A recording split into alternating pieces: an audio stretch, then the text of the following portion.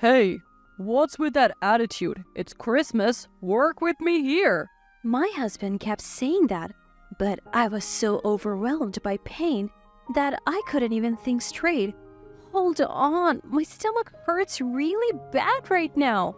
I tried to explain, but he wouldn't listen. Seriously? You're probably faking it. You're so cowardly. Please, it really hurts. If I end up in the hospital, I won't be able to take care of our daughter. Come home now. You need to stop this. I told you not to embarrass me in front of the relatives. Don't tarnish my reputation. Just bear with the stomach pain. He shouted. Then he hung up the phone. Exhausted from the conversation, I sat down, feeling a wet sensation below. Oh, no, my water broke. I tried to move quickly, but the pain intensified, and I couldn't move. I needed to clean up. But first, what about our daughter? As I tried to bear the pain, my daughter, concerned, entered the room. Mom, what happened? My name is Emily, a 35-year-old office worker. I live with my husband Henry, also an office worker, and our daughter Lily, who's in the 3rd grade. I had Lily when I was 24 and hadn't been pregnant for a while, so I thought I wouldn't have another child. But to my surprise, I'm pregnant again after 9 years and due next January. It's unexpected, but my heart swells with joy. Lily is over the moon about getting a sibling. I'll help take care of the baby. However, there's one person who isn't thrilled about the pregnancy. My husband Henry. I'm currently on maternity leave, and he keeps complaining, saying things like, I am just eating for free. I mean, whose child does he think this is? It's ours. Plus, I'm still getting paid during my leave. I avoid confronting him because it seems to hurt his pride. But lately, Lily has been standing up for me. She's a great communicator, and she often leaves Henry speechless. Mom's taking a break because she's having a baby. Giving birth is tough, and you wouldn't understand, Dad. She's been doing housework even while pregnant. Why are you being so mean to her? Henry, flustered and embarrassed, often retreats to his room with a red face. Thanks to Lily, I've been spared from Henry's snide remarks. She's been reading books about pregnancy and childbirth with me, and I'm proud of how smart she's become. Still, I feel guilty for letting her witness our arguments. She would prefer if we got along after all. I have been diligent with housework, partly out of guilt towards Henry, who's always working, but then something happened. Henry loves his childhood home and often goes back for holidays and other occasions. If he went alone, I wouldn't mind, but he always insists I come with him, saying, It's a wife's duty. Don't embarrass me in front of the relatives. Saying things like that ignores my feeling and takes me away. It's a 6-hour drive to his parents' house, so we always stay overnight. My in-laws were considerate, suggesting, it must be hard to come every time. Let's just gather for Christmas. However, Henry would insist. Don't you care about the home I grew up in? Just because we value your parents' home doesn't mean we have to go back every time. It might be a bit much to visit so often, don't you think? I tried reasoning, but he would argue, It's the home I grew up in. Showing up with my wife and kids is a way to honor my parents. Are you trying to prevent me from doing that? There were many times we wouldn't agree. In fact, when our daughter was born, I had high blood pressure from the pregnancy. I collapsed at my in-laws and ended up in the hospital. Yet Henry was adamant about going back the next Christmas. I just want to stay home this time. We don't know what might happen, I pleaded. Pregnancy isn't an illness. There's no need to worry so much. He would retort, It's not about liking or disliking your family's home. I'm genuinely concerned. I can't believe he expects me to sit in the car for 6 hours with this huge belly. Though I didn't need to be hospitalized this time, I want to rest at home, especially after what happened last time. Please, just listen to me. If something happens, you're the only one I can rely on. Can't you just stay home this Christmas? Even after I pleaded, Henry didn't budge. Instead, he got angrier. his face turning red. You just don't want to go back to my family's home, do you? I have been regularly seeing the doctor and they say everything's fine. I never said I didn't want to go. I'm just genuinely worried. Oh, really? Then you talk to my family about it. With that, Henry started dialing his parents' house. He handed me the phone. Reluctantly, I took it and Ethan answered. Ethan and his wife live with Henry's parents. Since Ethan and his wife are already there, I don't see why we need to visit so often. Hello, Henry. Oh, Ethan, sorry, it's Emily. Oh, Emily, what's up? Ethan, I'm sorry, but with the baby due around Christmas, I was hoping to stay home. Hearing this, Ethan responded, Of course, that's understandable. This is a challenging time for you and you shouldn't have to stress about family obligations. His words, "Take care of yourself," brought tears to my eyes. Ethan continued with comforting words. We should have been more considerate last time. We should have stopped you from coming. No, it was my fault. Don't say that. You're the one going through the most. It's only natural for us to be considerate. Let us know if there is any way we can help. We're excited about the new addition to the family. What a kind person. I couldn't help but vent about Henry. He's insisting we go to his parents' house next Christmas too. Even when I express my concerns about the baby possibly arriving soon, he brushes them off. He even accused me of not wanting to repay his parents' kindness. As I explained, my voice quivered. Ethan asked, Can you put it on speaker and call Henry? What is it, Ethan? Henry, are you seriously trying to bring Emily home for Christmas? Yeah, but she's being stubborn and doesn't want to. Do you even understand why she's hesitant? What? She probably just doesn't want to be around my family. She's being selfish. Ethan's anger was palpable. Have you forgotten what happened last time? What if it happens again? We were genuinely worried when Emily was hospitalized. And now you're just brushing it off? Are you a doctor? The condition she was diagnosed with last time could have been life-threatening for her and the baby. How would you take responsibility if something happened? And making her travel for 6 hours? What if she faints on the highway? How long would it take for an ambulance to arrive? Have you even considered the safety of Emily and the baby? Prioritizing Christmas at our place over the birth of your child is something even a child would understand. It took Ethan's stern words for Henry to finally calm down. Looking at Henry, his face had gone pale. It's unbelievable that he needed such a strong wake-up call. Then Ethan said to me, I am truly sorry for the trouble Henry has caused you. Please accept my apologies on his behalf. Spend Christmas at home and relax. I'll let Mom and the relatives know. After the call, Henry, looking embarrassed, muttered, Ethan worries too much. From now on, I'll consult Ethan whenever Henry gives me trouble. Despite the earlier drama, thanks to Ethan's intervention, I spent the early days of December in peace. But as Christmas approached, Henry began grumbling about not going to his parents' house. Then came Christmas Eve. After finishing the cleaning and Christmas preparations, my daughter and I were relaxing. Suddenly, Henry said, I need to buy something, and left in the car in the afternoon.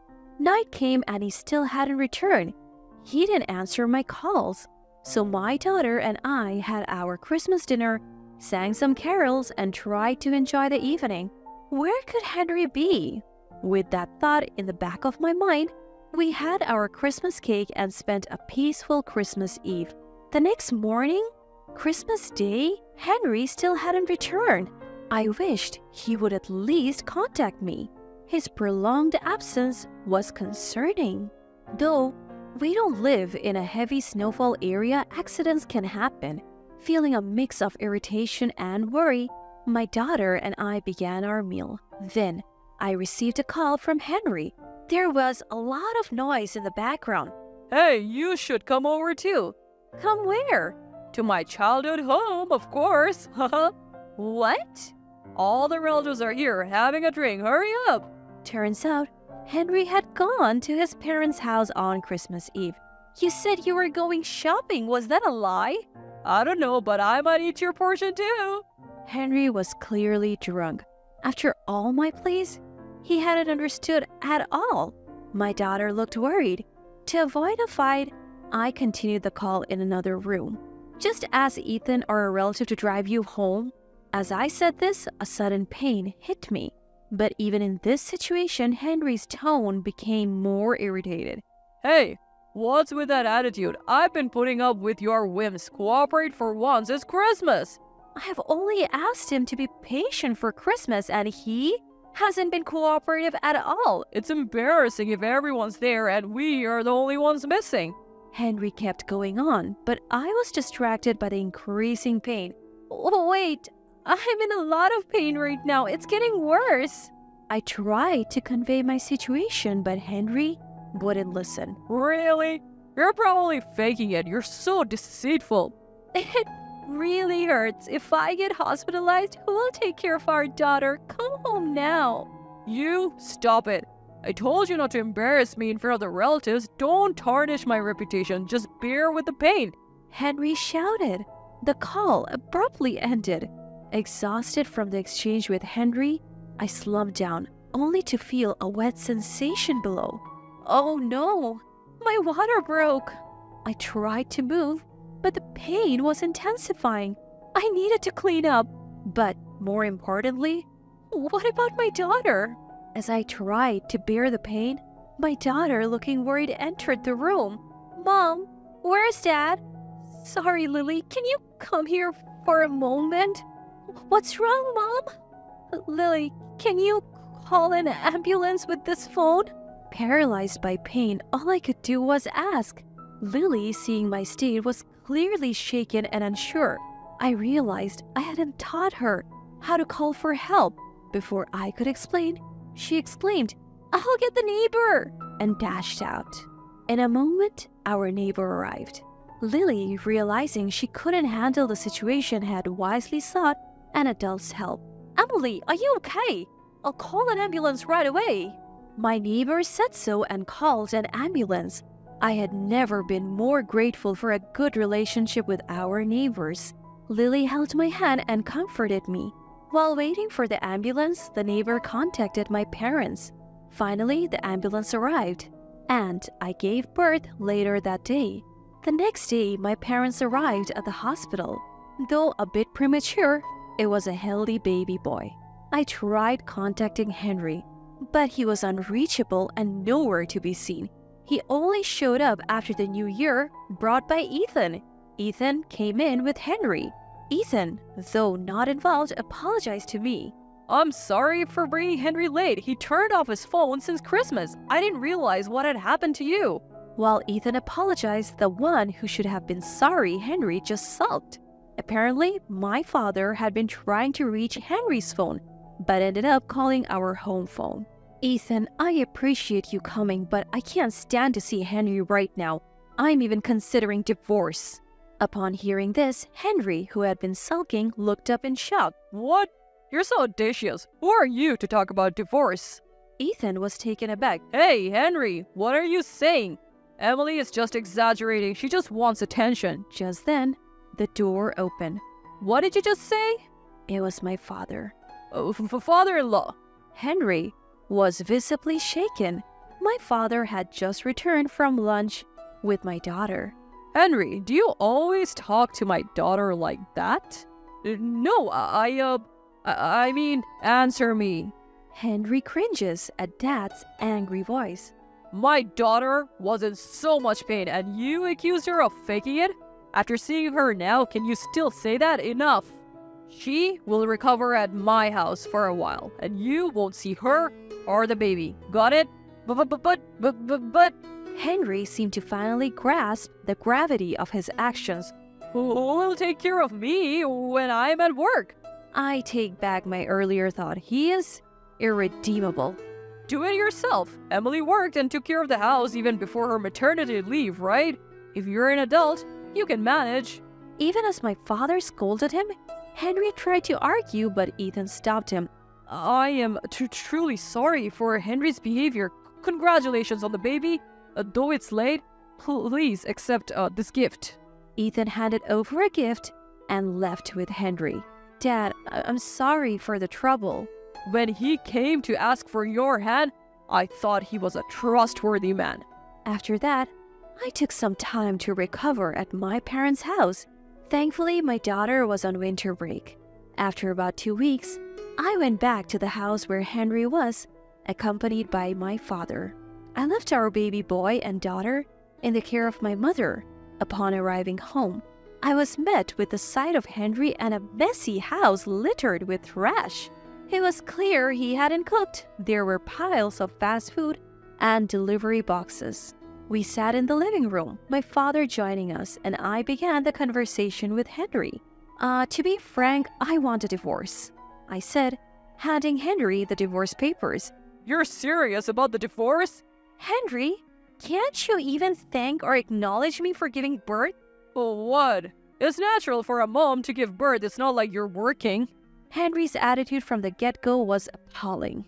My father's expression grew stern. Henry continued with his nonsensical remarks. So, the baby's a boy. Then I don't want a divorce. I've always wanted a son. I'll raise him to be a baseball player. Didn't Ichiro become a star because he practiced with his dad? I want to do that. I was speechless. What did he think of his own child? I don't think Ichiro's dad thought of his son as a tool like you did. Before I could respond, the living room door burst open. I tried to wait patiently, but I can't stand listening to this nonsense anymore. It was my mother-in-law. Henry was taken aback by her sudden appearance. Henry, get a grip. Who do you think allows you to work stress-free? Who takes care of the kids in your absence? Who cooks every meal? Who keeps this house running? It's all thanks to Emily. Look at the state of this house after just 2 weeks without her. You are so ungrateful. Divorce is the only option. Don't trouble Emily anymore. Mother-in-law's outburst left Henry speechless. He signed the divorce papers without further protest. With that, our divorce was finalized. Through a lawyer, I ensured Henry would pay child support for both our daughter and son. As for Henry's current situation, he has been forcibly taken back to his parents' house. There, he's being trained by his mother and Ethan, doing daily chores and cooking. He seems to be struggling with the housework, often complaining about wanting to escape the house. It's ironic how the man who once loved being at his parents' house now despises it. On the other hand, I successfully completed my maternity leave and parental leave and returned to work. Thanks to the generosity of my in-laws, I was given the house Henry and I lived in as part of the property division. I'm truly grateful for their kindness, as they didn't want my daughter to transfer schools and feel lonely. My daughter seems to be disappointed in Henry because of what happened. She's refusing to see him even though we have just divorced. I don't intend to let my son see him either. I think I'll let Henry's parents set him straight. Maybe one day, if he changes his ways and the kids want to see him, I might allow it. But that day might never come. Regardless, I'm determined to raise our children right. I'll work hard today and every day for the sake of my precious children.